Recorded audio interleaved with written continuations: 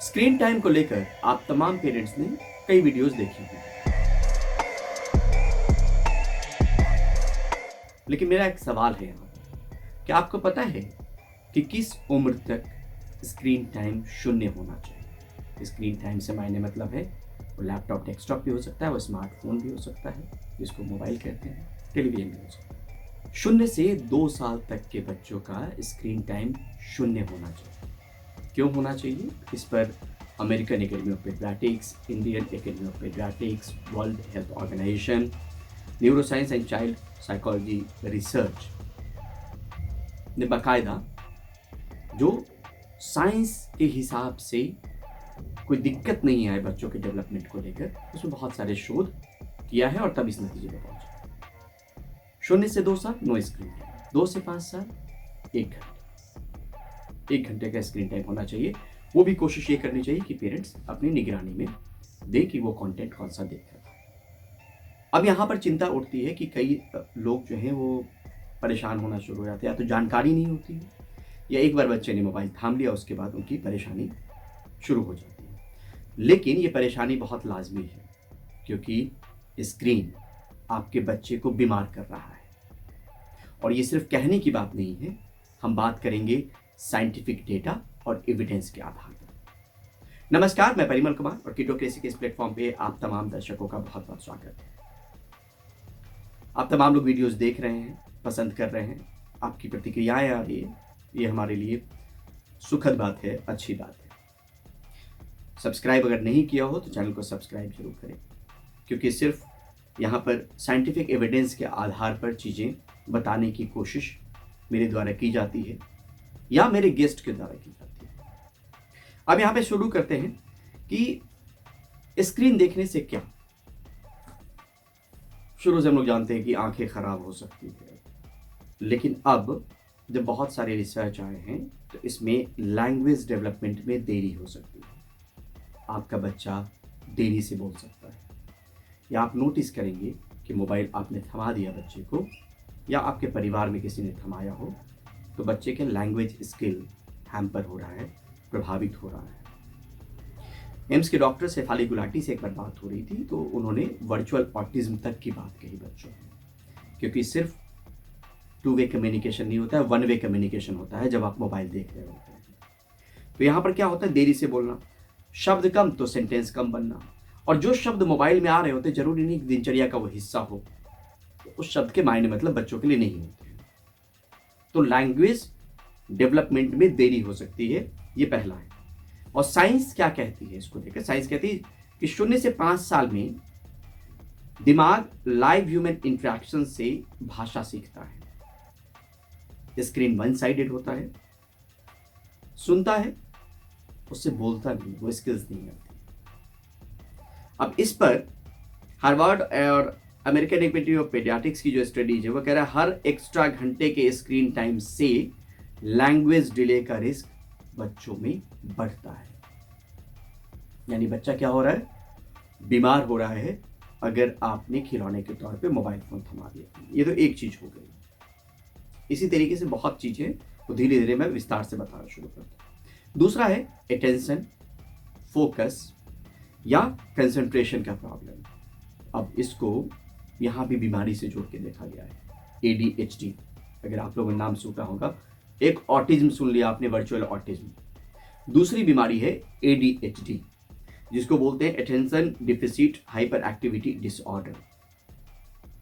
इससे भी आपका बच्चा जूझ सकता है अगर 0 से 5 साल के बीच में आपने बहुत ज़्यादा स्क्रीन दे दिया तो।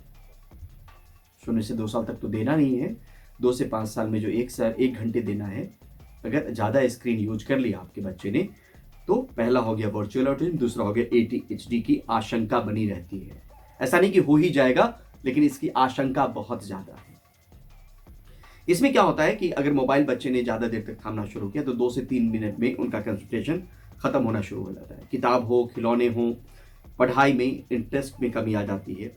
और इसमें साइंटिफिक कारण जो बताया गया है उसमें यह कहा गया कि फास्ट मूविंग वीडियोज जो होता है वो डोपामाइन स्पाइक को जन्म देता है, रियल लाइफ एक्टिविटीज स्लो लगने लगती है। नतीजा यहाँ पे ये भी कहा गया है कि अर्ली स्क्रीन एक्सपोजर से ADHD लाइक सिम्टम हो सकते हैं। तो दो बीमारियों की बात हमने कर ली, यानी बच्चे को हम अनजाने में काबिल बनाने के चक्कर में, जल्दी सिखाने के चक्कर में, अपने समय नहीं देने के चक्कर में अगर स्क्रीन थमा रहे हैं, और ख़ासतौर पे 0 से 5 साल के बच्चों की बात हो रही है, ज़्यादा स्क्रीन देख रहा है, तो वर्चुअल ऑटिज्म और ADHD की बात हो गई। तीसरा, इमोशनल रेगुलेशन की समस्या आ सकती है बच्चे में, मतलब जल्दी गुस्सा हो जाना, रोना, चिड़चिड़ाना, मोबाइल छीनने पर मेल्ट डाउन हो जाना। इसमें ये कहता है कि इमोशन को हैंडल करना बच्चा नहीं सीख पाता है जब मोबाइल ज़्यादा देर तक थामता है, तो स्क्रीन इमोशन को दबा देती है। और साथ में यह भी कहा गया कि साइंस के आधार पे क्या होता है कि ब्रेन का प्री फ्रंटल कॉर्टेक्स जो सेल्फ कंट्रोल सिखाता है, वो 5 साल तक डेवलप हो रहा होता है, और स्क्रीन इसमें बाधा का काम करती है। तो आप सोचिए कि इसमें क्या होगा कि इमोशनल रेगुलेशन अगर नहीं समझा, जिसको EQ भी कहते हैं, इमोशनल कोशेंट भी कहते हैं, जिसको इमोशनल इंटेलिजेंस भी कहते हैं, तो सोचिए कि बच्चे के जिस सर्वांगीण विकास को लेकर हम लोग बहुत कोशिश कर रहे होते हैं, उसमें हमारी एक गलती से ये दिक्कत आ सकती है। तो 3 चीज़ें मैंने बता दी। लैंग्वेज डेवलपमेंट में देरी अगर स्क्रीन ज़्यादा थामता है बच्चा तो। दूसरा हमने बताया अटेंशन स्पैन, फोकस या कंसंट्रेशन में प्रॉब्लम, इमोशनल रेगुलेशन की समस्या, और सब ये बात हो रही है साइंस के आधार पे, साइंटिफिक एविडेंस के आधार पे, रिसर्च के आधार पे। नींद को लेकर दिक्कत होती है, नींद कम आती है, देर से सोना, बार बार उठना, सुबह थकान, क्योंकि नींद कम आएगी तो थकान होगी। और साइंटिफिक कारण सिंपल ये है कि स्क्रीन की blue light melatonin hormone suppress करती है और ब्रेन को लगता है कि अभी दिन है। इसमें यह भी कहा गया कि जितना आप स्क्रीन एक्सपोज्ड होंगे, स्लीप क्वालिटी उतनी कम होगी, आप गहरी नींद नहीं ले पाएंगे। और इससे जुड़ते जुड़ते एक बात हम आपसे कहते जाएं कि अगर आपने दिल्ली में ILBS का नाम सुना होगा, institute of liver and biliary sciences, उसके जो डायरेक्टर हैं डॉक्टर SK सरीन, उन्होंने अपनी किताब में बताया है ऑन योर बॉडी में कि जीवन में 3 सुख हैं, 2.5 सुख है बल्कि, अच्छा खाना, अच्छा सोना, और तीसरा जो भौतिकवादी युग में हम करियर, कपड़े, घर में सामान, इसकी बात करते हैं, और ये सभी उम्र के लोगों पर प्रभावी है। मतलब अगर आप अच्छा खाते हैं, अच्छा सोते हैं, तो समझिए कि 2.5 सुख में 2 सुख आपने ले लिए, और ये क्वालिटी लाइफ के लिए बहुत जरूरी है। खैर, बच्चों पे आप बात करते हैं तो नींद को लेकर समस्या। उसके बाद क्या होता है, सोशल स्किल कमजोर हो जाना। सोशल स्किल्स जिसमें आप घुलते मिलते हैं, बातचीत करते हैं, आपका एक अपना समाज बनता है, उस जिस समाज में आप रह रहे होते हैं, वहाँ पर आई कांटेक्ट में कमी हो जाती है। जो बच्चा ज़्यादा मोबाइल में रहेगा, ज़्यादा स्क्रीन में रहेगा, वो आंख मिलाकर बात नहीं कर पाएगा। शेयर करना, पेशेंस, वेट करना, इसकी कमी हो जाती है। अकेले की आदत हो जाती है और स्क्रीन के साथ रहना पसंद होता है। रिसर्च में भी कहा गया है कि एम्पैथी और social cues face to face interaction से आता है, स्क्रीन से नहीं। इतनी सारी चीजें हैं, कुछ और चीजें भी निकल कर आएंगी। पोस्चर प्रॉब्लम की भी बात होती है आगे जाकर, आंखों को लेकर भी समस्या आती है, वो भी आप देखेंगे। ये मेन जो है 0 से 5 साल के बीच में, फिर एक बार दोहरा दें कि समस्या क्या क्या। पहला, लैंग्वेज डेवलपमेंट में देरी, वर्चुअल ऑटिज्म से जोड़ के देखा गया है। दूसरा है attention span, concentration problem, focus में समस्या अगर मोबाइल या स्क्रीन पे बच्चा ज़्यादा रहता है तो। तीसरा है इमोशनल रेगुलेशन की समस्या, नींद की समस्या, सोशल स्किल्स का कमजोर हो जाना। 0 से 2 साल नो स्क्रीन टाइम, 2 से 5 साल 1 घंटे स्क्रीन टाइम, वो भी पेरेंट्स की निगरानी में। अब आप अनजाने में एक बड़ी आबादी, अब भी बच्चा जन्म लेते के साथ ही हो सकता है 6 महीने, 7 महीने, 8 महीने, 12 महीने का हो, और मोबाइल पे कुछ कुछ दिखाना शुरू कर दिया। मत दिखाइए।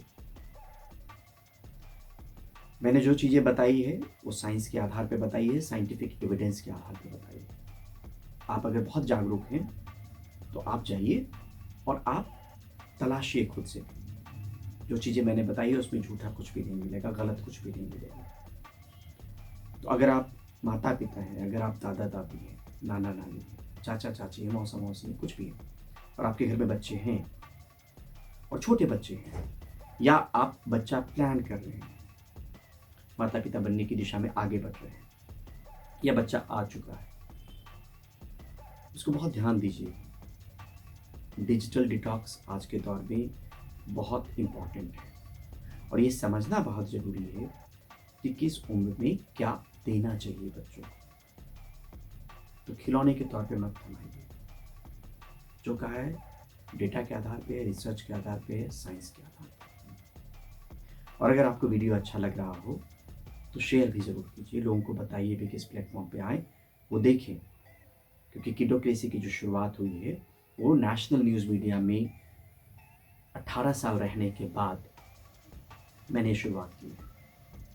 2007 से 2024 तक सिर्फ एनडीटीवी में रहा, सीनियर स्पेशल कॉरेस्पॉन्डेंट होता था। फिर मुझे लगा कि पेरेंट्स को लेकर कंटेंट बनाने चाहिए जो ऑथेंटिक हो।